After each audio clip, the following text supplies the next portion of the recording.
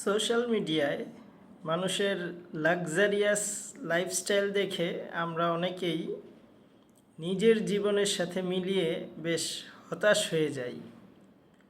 অমুক দেশ বিদেশ ঘুরতেছে, দামি রেস্তোরাঁয় খাবার খাচ্ছে, দামি হোটেলে রেস্ট নিচ্ছে, দারুণ দারুণ স্পটে ঘুরতে যাচ্ছে, তার লাইফটা না জানি কত মজাদার।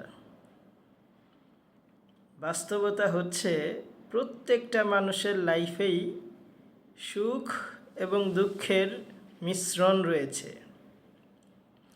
কেউ তার জীবনে শতভাগ সুখীও হতে পারে না, আবার শতভাগ দুঃখীও হতে পারে না। একটা প্যাকেজের মতো সুখ দুঃখ মিলিয়েই থাকে। অনেক ধনী যে, তারও অর্থের অভাব হইতে পারে। অনেক দরিদ্র যে, তার তো আছেই লেগে। আবার অনেক ধনী যে, সে যেটাকে সুখ মনে করতেছে সেটার নাগাল সে পাচ্ছে না।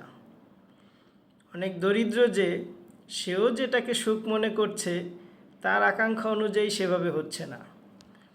কিন্তু বাস্তবতা হলো আমরা যেই অবস্থাতে আছি, সুখ এবং দুঃখের মিশ্রণের মধ্যে আছি। আমাদের কাছে যা আছে এর মধ্যে যদি সন্তুষ্ট থাকতে পারি, এটাই সুখের উপকরণ হতে পারে।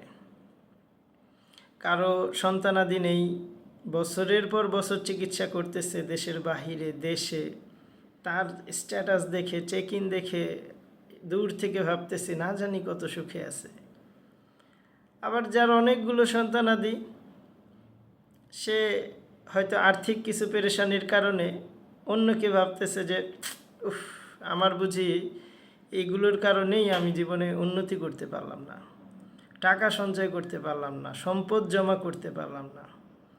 কিন্তু আপনার কাছে যেটা আছে এটা অন্যের কাছে অনেক মহামূল্যবান। সুতরাং যার যা আছে তা নিয়েই সন্তুষ্ট থাকতে পারাই হচ্ছে প্রকৃত সুখের সন্ধান। যদি তা না পারি, কখনোই সুখী হতে পারবো না।